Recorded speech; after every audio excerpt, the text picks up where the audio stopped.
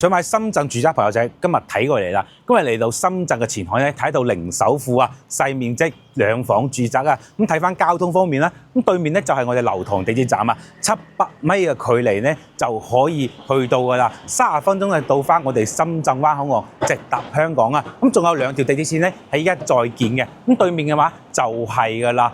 深圳嘅內環線行地下隧道，到時覆蓋成個前海區域嘅。咁我哋後邊咧仲有個20號線嘅，咁到時嘅話直達福田口岸啊，非常之方便啦。咁我哋依家去睇睇。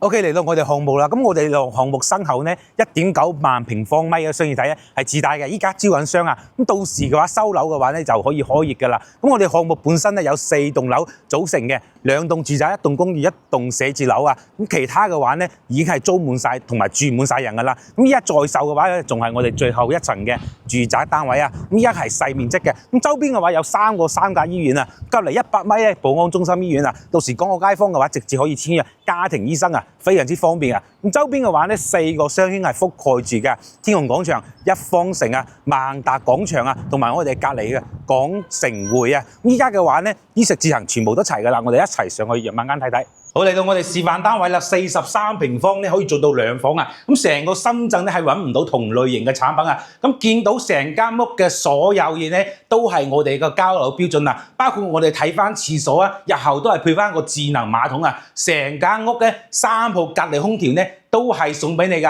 咁入翻我哋房睇下先啦，每一間房咧都係非常之四正嘅。咁周邊嘅話咧，醫療配套啊，同埋一個商場咧都係有嘅，一方城啊、天虹啊、萬達廣場啦，樓下咧就係我哋寶安中心嘅醫院啦，100米範圍之內咧係冇問題嘅，衣食住行都係齊噶啦。咁呢套2房嘅話咧，喺成個片區咧係可以租到6500蚊嘅。咁我哋依家零首期嘅話，成間屋嘅家私家電都係送俾你噶。咁有興趣嘅話，可以聯繫我睇樓。